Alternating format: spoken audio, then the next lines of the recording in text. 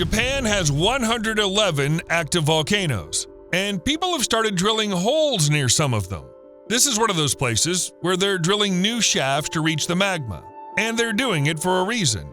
Every year, Japan gets more than 100,000 earthquakes. In 2011, one of them triggered a massive wave that traveled from here all the way to here. This was the site of a nuclear power plant, which was crippled by the tsunami and ended up releasing radiation into the surrounding area, while also leaving millions of people without electricity. After that, Japan quickly realized it needed to start drilling near volcanoes. The country created its first deep borehole, reached the magma, and then something happened that would change Japan forever.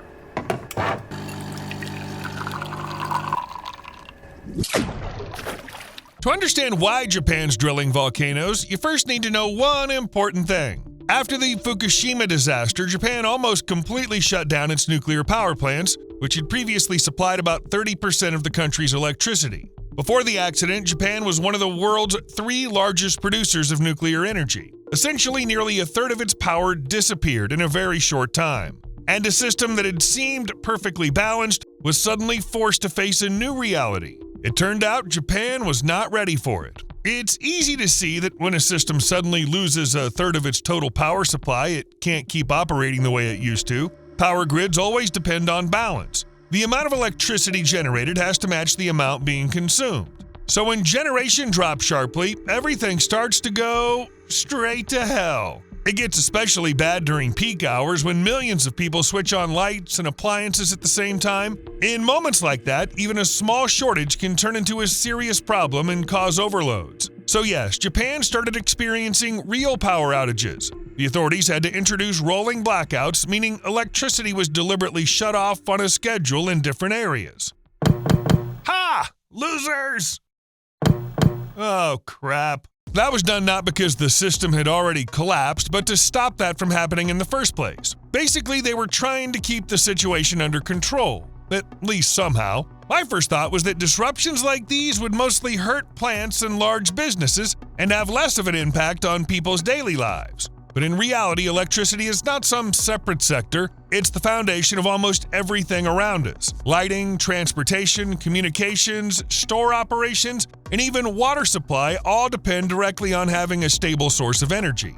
And when the system starts failing, the consequences spread very quickly and hit everyone without exception. So the restrictions didn't stop at industry. The authorities introduced mandatory consumption limits, and those applied even to ordinary residential buildings. Large companies were required to cut their electricity use in order to reduce strain on the grid and prevent a total blackout. And once restrictions like that become part of daily life, a lot starts depending on people themselves. Government measures alone can't solve an energy shortage if everyone keeps consuming power as if nothing has changed. Every house is essentially a link in the same wider system, so its stability also depends on how much load each one can take. So basically, it all comes down to how responsible people are willing to be. Japan got lucky in one important way. People gradually started changing their habits. They began turning off unnecessary appliances, using electronics less often, and paying closer attention to how much electricity they were consuming. Surprisingly, people really understood that the stability of the entire grid depended on it. As a result, household electricity use dropped noticeably, by about 11 to 18%. On paper, energy savings just look like percentages and charts. In real life, they feel very different. If you've ever had to deal with something like this, you know exactly what I mean. These are not abstract numbers. They are concrete changes in daily routines that affect people's comfort every single day. When the power grid is under strain, people have to give up things that once felt completely normal and taken for granted. Right, the power's out. Maybe I'll take a bath. Damn, the water heater isn't working. Fine, coffee then. Damn! But the biggest impact was on air conditioning use. In Japan, AC accounts for a huge share of electricity use, especially in the summer. In Tokyo alone, during peak hours, it made up more than half of all residential electricity consumption, so people started using it less often. In other words, they knowingly accepted less comfort just to, help the country? Well, at least I'm being a responsible citizen. A drop in comfort can seem temporary and not all that serious at first, but when the heat is real, it very quickly stops feeling like a minor inconvenience. As temperatures rise and people can't cool down properly, the body comes under serious stress. If your AC's ever broken down in the middle of summer, you know that feeling. It's especially hard on older adults and people who already have health problems, so attention quickly shifted to the health consequences. Air conditioners have long been considered one of the main protections against overheating and one of the key ways to reduce the risk of death during heat waves. In Japan, where summers can be genuinely brutal, researchers closely watched how restrictions on electricity use were affecting people. They were watching things like whether heat-related illnesses were increasing, how often people were seeking medical care, and that sort of thing. It might seem like if nuclear power disappears, you can just replace it with something else overnight. But unfortunately, that's not how a power grid works. You can't just reconfigure the whole system in a short time. You are a hydropower plant now. What? What? New power plants have to be built, connected to the grid, and supported with the right infrastructure and a major investment. All of that takes years. And when a power shortage hits suddenly, countries usually have to rely on whatever can be brought online the fastest. That's exactly what Japan did. It took the most immediately available route and sharply increased fuel imports. Oil, natural gas, and coal became the main way to make up for the lost generating capacity. These fuels could be purchased quickly and used right away at existing thermal power plants.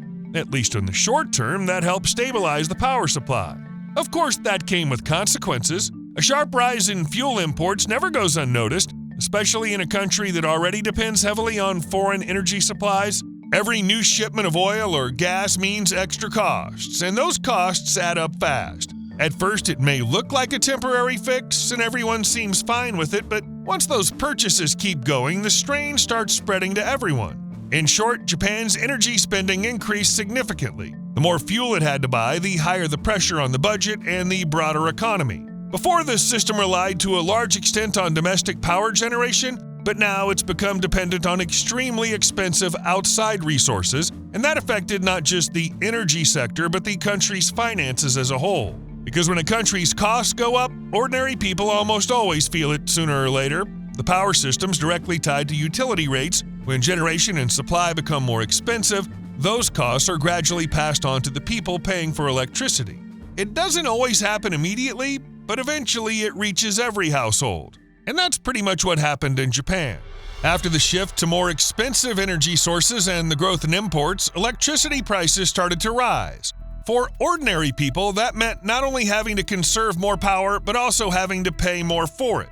At first, it may have looked like a temporary disruption that would be over as soon as the system was brought back online. Just hang on a little longer and everything will be fine. But in reality, problems like this don't get solved quickly. You can't restore an energy system to its former state in a short time, especially when the main sources of electricity have been knocked out. And when shortages drag on for months, it stops being an emergency and becomes a new reality people have to adapt to. Japan did adapt. Restrictions and the need to conserve energy didn't disappear, and over time they became part of everyday life for years to come. The country kept living under persistent energy shortages, adjusting both people's behavior and the economy to match those conditions. At a certain point, stability stopped feeling like something basic and started to feel like something that had to be actively maintained. But let's be honest, a country with almost no domestic oil and gas reserves cannot rely on foreign supplies forever, especially when that drives up costs and makes the whole situation less secure. Sooner or later, it becomes clear that the country has to look for energy sources of its own, even if they're difficult, expensive, and time-consuming to develop. One of those options is literally right beneath its feet. The Earth stores an enormous amount of heat underground, and this is especially noticeable in places with high volcanic activity, and Japan, as luck would have it, is exactly that kind of place. So Japan began paying closer attention to geothermal energy. After all, it offers a way to generate electricity from the natural heat beneath the ground without constant dependence on imported fuel. Of course, not every country can simply tap into the Earth's heat, especially not on a large scale. It takes a very specific set of conditions. Underground heat is distributed unevenly. In some places, there's very little of it, and in others, it lies so deep below the surface that extracting it becomes either too expensive or too technically difficult. But like I said, volcanic activity changes everything. In those areas, heat rises much closer to the surface, which makes it possible to use. Japan sits right in one of those zones, a region of active tectonic fault lines with one of the highest concentrations of volcanoes in the world. That's why geothermal energy is one of the few realistic domestic energy sources Japan can actually rely on. Fear me! I am power! I am the force of nature! I don't get it right now. Still, simply having heat underground doesn't automatically provide you with energy. You need a way to reach it and turn it into something usable. That means getting down to depths where the temperature is actually high enough. That's why drilling is the way to go. In areas near volcanoes, engineers drill deep wells through layers of rock until they reach the hot zones below ground. Essentially, these wells act as channels that bring the heat up to the surface. Once it's there, that natural heat can be turned into a real energy source and integrated into the broader system. But a well alone doesn't produce energy, even if it's already reached the hot layers underground. You still need a process that turns that heat into something useful. There's usually water underground, and when it comes into contact with extremely hot rock, it heats up very quickly. The higher the temperature, the more the pressure builds. At a certain point, the water does what water does. It turns into steam and rises up through the well. That steam's directed toward turbines, which begin spinning under the force of the flow. From there, it's pretty straightforward. That rotation is converted into electricity. But does this technology actually work? Or is it all still just theory? Obviously, if you have a source that can generate electricity steadily, you use it instead of just talking about it. And Japan knows that better than almost anyone. Geothermal energy there has long since moved beyond the idea stage. The country already has plenty of power plants using the Earth's heat to generate electricity. People think I'm just here to keep monkeys warm. Really?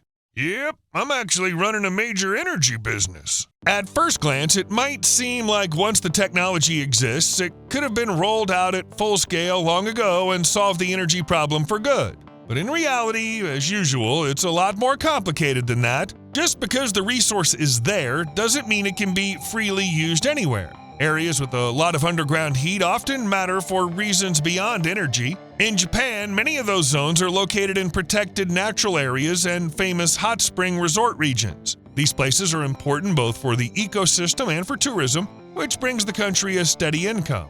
Naturally, any large-scale construction there sparks debate. People worry that any intervention could disrupt the natural balance and simply make those areas less appealing for a vacation. But the country's in a crisis. When energy shortages drag on for years, people start looking at old restrictions in a different way. Priorities gradually begin to shift. Things that were once postponed or considered untouchable start being taken seriously. Pressure from both the economy and society keeps building, and it becomes harder to ignore. That's why Japan started moving more actively toward geothermal energy. Projects that were once held back by environmental and tourism concerns are now receiving more support. The government's been trying to find a compromise, how to preserve natural areas while still giving the country its own stable domestic source of energy. But how serious is all of this? To understand that, all you have to do is look at how the government's planning the development of the entire sector.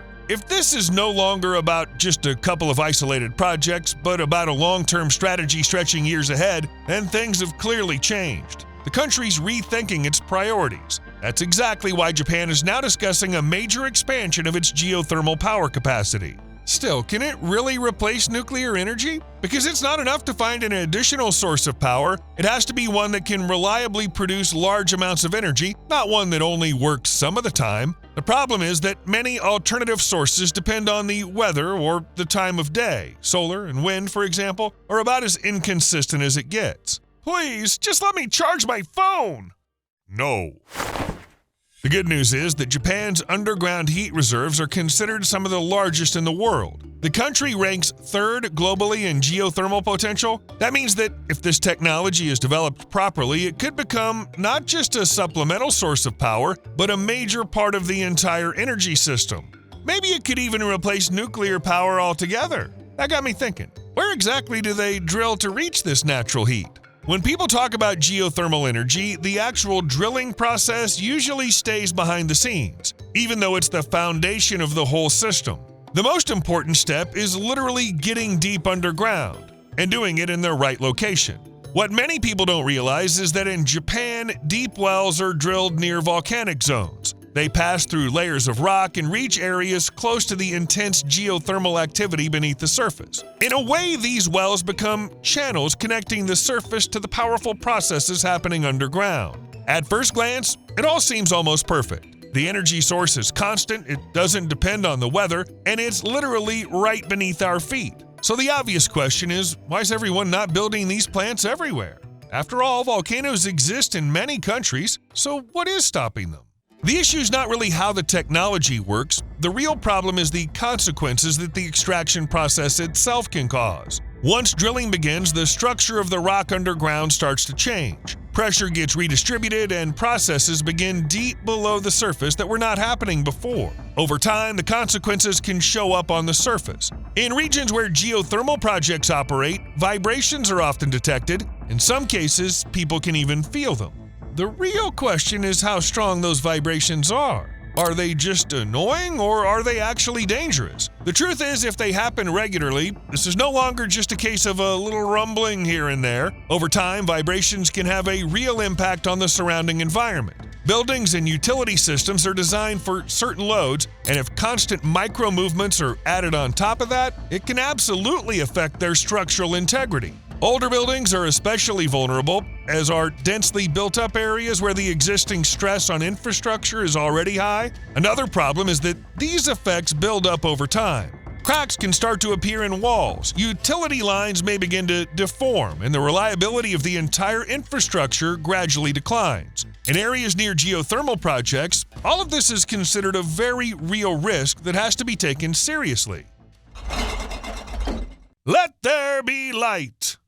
But the bigger question is, can this go too far? When people start interfering with the Earth's deeper layers, the consequences are not limited to what happens around the wells on the surface. Pressure inside the rock formations changes, and that can affect much larger structures that had previously been in balance. Even small shifts over time can lead to major consequences. Damn, the drill bit slipped a little. It's probably nothing. There's also the risk that these processes could disturb tectonic faults, and that takes things to a completely different level. At that point, you're no longer talking about minor tremors, but full-scale earthquakes that can affect entire regions. Think that sounds exaggerated? But when a technology is actually being used, its consequences can be observed and analyzed. One of the clearest examples happened in Pohang, South Korea. There, a geothermal project was linked to a magnitude 5.4 earthquake. That was the moment people realized that disturbing deep underground layers can, in fact, trigger serious consequences. Messing with the planet's no joke. But alright, one case like that could still be dismissed as a coincidence. To understand how safe this technology really is, you have to ask whether the same thing has happened elsewhere, and if it has, then that's a reason to be concerned. A similar story happened in Europe. In 2006, a geothermal project in Basel, Switzerland was accompanied by an earthquake of about magnitude 3.2. Not nearly as severe, but it still reminded people that drilling into volcanic zones is a pretty risky idea. So what are we supposed to do with all of this? When the effects become obvious and go beyond what can reasonably be considered safe, people stop pretending they can be ignored, at least in theory. Suddenly, everyone remembers about safety because no amount of benefit is worth putting critical infrastructure at risk, let alone human lives. That's exactly what happened with some geothermal projects. After seismic activity was detected, certain plants were simply shut down. One of the clearest examples was the power plant in Pohang, South Korea, which was closed in 2017 right after an earthquake, just to be safe. Of course, major earthquakes are still more of a worst-case scenario, but the risks don't end there. Even when a geothermal system is operating normally, it can still create locally dangerous situations. A lot depends on how pressure behaves deep underground. When drilling in high-temperature zones, that pressure can suddenly force its way up through the wells. You know, things like blasts of superheated steam and boiling water. Those events are hard to control completely, and they can pose a real danger both to the equipment and to anyone working nearby. But how dangerous is it really? Let's take a look. Extremely high temperatures, intense pressure, and no way to stop the process quickly. Things can go wrong in seconds. The flow can burst out immediately and with tremendous force. That can damage equipment, knock the whole system offline, and injure workers. Just imagine the risk of burns and how severe those burns could be. And what about the environment? Because the impact of projects like this is not limited to machinery or worker safety. You also have to think about what comes up from underground together with that heat. You hear that? Hear what? Drums. Drums in the deep. Groundwater stays in contact with rock and minerals for a very long time, so it picks up all kinds of substances along the way. When that water's brought to the surface, it can contain heavy metals and other toxic compounds. If it's not properly monitored and treated, those substances can end up in the environment. And needless to say, the environment's not gonna love that. The real question is how bad the damage can get. The contaminants don't just disappear. If they escape the system, whether by accident or through poor handling, then what happens next? From there, they can seep into the soil or nearby bodies of water. Over time, that creates pollution that builds up and starts affecting entire ecosystems. This is especially serious in places where human activity has already damaged the environment, and extra contamination is the last thing those areas need. But the changes are not limited to water or underground pressure. The surface itself can also be affected. When heat and fluids are continuously extracted from deep below, it gradually changes how stable the surrounding rock is. It's kind of like Jenga. Keep pulling blocks out, and eventually the ones on top may collapse. Over time, the structure and density of underground layers begins to change. The ground above can slowly sink, sometimes so gradually that it's barely noticeable. But the effect adds up. This has already been observed in different countries. For example, near the Cerro Pabellon geothermal power plant in Chile, the ground is subsiding by about 0.25 inches per year. So in theory, could drilling a hole actually trigger a volcano? Well, this isn't just about producing energy. It's about interfering with a complex natural system where everything is connected. Volcanic regions are already under stress, and then humans come in and disturb them even more. When drilling reaches deep layers underground, it simultaneously affects pressure, temperature, and the movement of rock. And all of that starts changing. That can set off chain reactions that are extremely difficult to predict. At that point, geothermal energy stops looking like just another source of electricity. It becomes a process where one small mistake could lead to consequences no one can predict and no one can stop. When you think about it that way, it doesn't sound all that different from nuclear power. You owe me a like. See you later.